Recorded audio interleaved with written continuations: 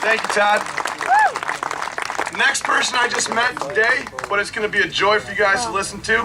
His name is Jim Dague. He's the president and CEO of Goshen Health Systems.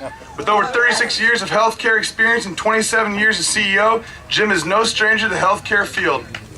With Jim as president and CEO, Goshen Health Systems has been recognized for having the lowest turnover rate among Indiana healthcare organizations with no layoffs in 14 years.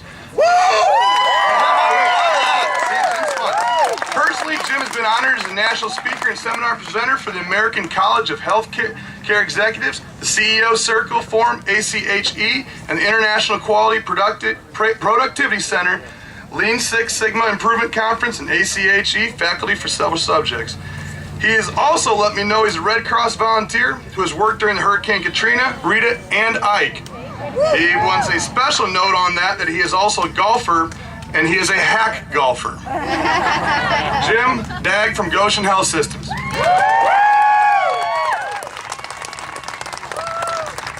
Ryan, I think you got it wrong.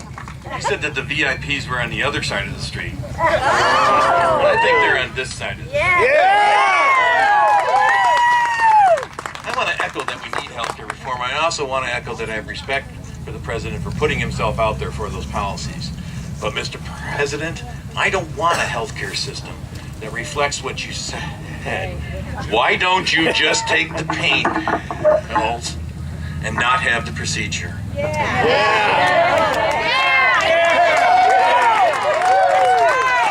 A special hi to my healthcare colleagues that are out here. Tell people what it's like to live the rest of your life on pain pills and that dependence that it's caused. For you that are Medicare age, or are going to be Medicare age, I think you look at me and recognize I'm obviously a young Republican. Famous page 425 in one of the proposals packages that says every 5 years you will get a consultation with the federal government counselor relative to your end-of-life decisions. And what that means is most of healthcare is spent in your end-of-life days. What this is saying is you are disposable. That's right. Because the federal government, when they establish a single-payer system, will not want those choices at end of life. That's right. Why on earth would we ask the federal government to fix the system that they have ruined? That's right. Ruined. Got allergies? It's one of those days. I hope you can tolerate it, okay? Way to go. I'm only nervous when it's a room full of surgeons. Where we are in healthcare, please understand the federal government is why healthcare is so expensive. As a hospital, we have 25 cents on the dollar of charges that we get back from Medicare. What we do with that loss is we shift that to employed payer benefit programs. All you small employers, we shift that cost to you.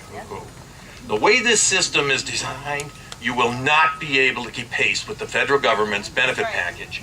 You will opt out, and it will be cheaper for you to pay the penalty to not carry health insurance, and so it's a second tax. So you get a taxation without representation because of the Medicare losses that every hospital in the country incurs, and we shift to the employer networks.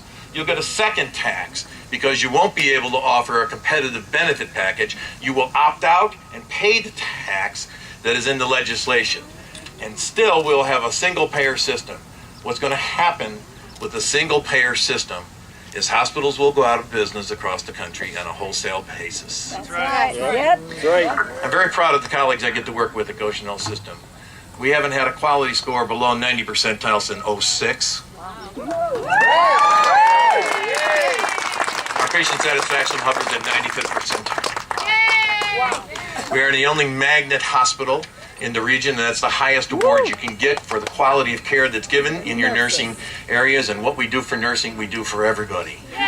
Pride cometh right before the fall, and I think we're looking at the fall right here. Yes. When we get to the single payer system and it's 25 cents on the dollar for every healthcare person and patient that we see, it's going to be impossible for hospitals to maintain a quality. So, Mr. Obama, you sat across the street and you talked about an urgency for healthcare, and we have to pass this by year end. I don't know what your urgency is, but that reminds me that he's running to the finish line. As a track member in high school, notice I didn't say track star. Sounds like he's running a dash.